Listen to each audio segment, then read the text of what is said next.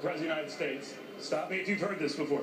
Now, you were born in Canada to an American mother, so you were and are considered an American citizen. But that fellow next to you, Donald Trump, and others, have said that being born in Canada means you are not natural born, and that has raised questions about your eligibility.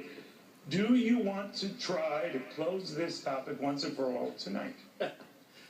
Well, Neil, I'm glad we are focusing on the important topics of the evening.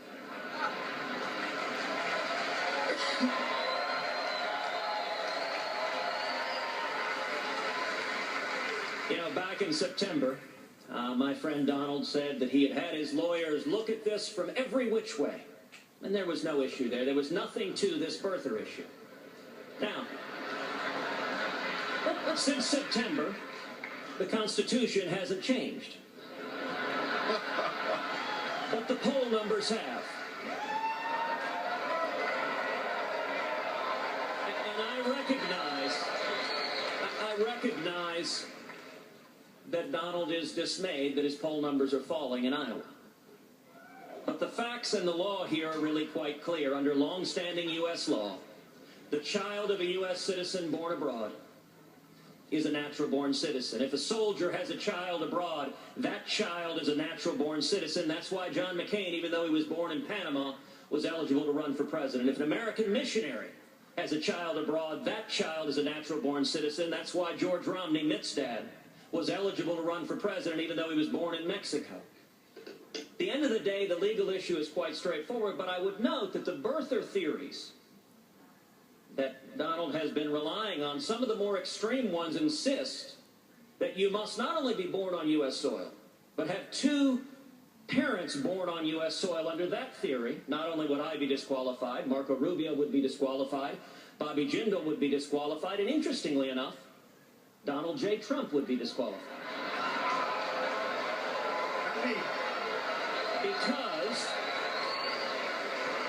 Because Donald's mother was born in Scotland. She was naturalized. Now, Donald...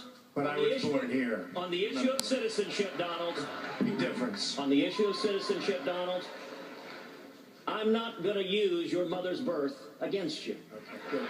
Because it wouldn't work. You're an American, as is everybody else on this stage, and I would suggest we focus on who's best prepared to be commander-in-chief, because that's the most important question facing the country.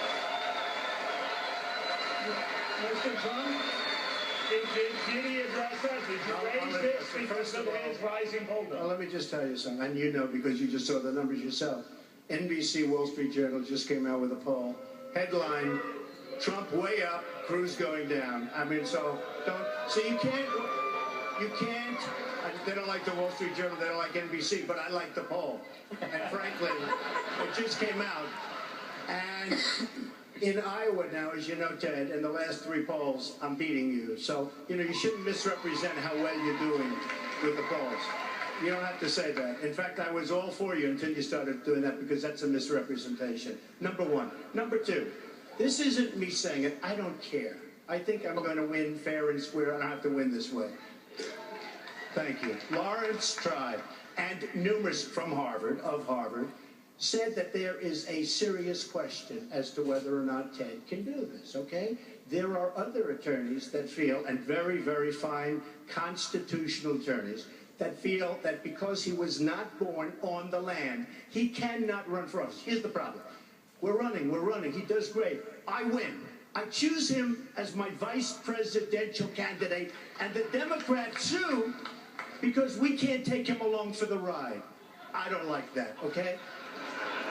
The fact is, and if for some reason he beats the rest of the field, if for some, see, they don't like that. They don't like that. No, they don't like that he beats the rest of the field because they want me. But if for some reason, Neil, he beats the rest of the field, I already know the Democrats are going to be bringing a suit. You have a big lawsuit over your head while you're running, and if you become the nominee, who the hell knows if you can even serve in office? So you should go out, get a declaratory judgment, let the courts decide, and you shouldn't have mentioned the polls because I would have been much better. Why now? Why are you raising this issue now? because now he's doing a little bit better. No, I didn't care before. It's true. No, it's true. Hey, look, he never had a chance. Now he's doing better. He's got probably a 4 or 5% chance. Thank you, Mr. Trump.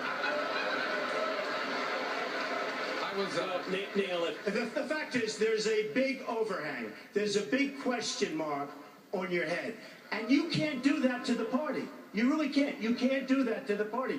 You have to have certainty. Even if it was a 1% chance, and it's far greater than 1%, because he wasn't born. I mean, you have great constitutional lawyers that say you can't run.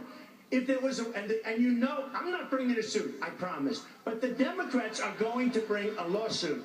And you have to have certainty. You can't have a question. I can agree with you or not, but you can't have a question over your head. Senator, you want to respond? well, listen, I've spent my entire life defending the Constitution before the U.S. Supreme Court, and I'll tell you, I'm not going to be taking legal advice from Donald Trump. You don't have to. Take it from Lawrence.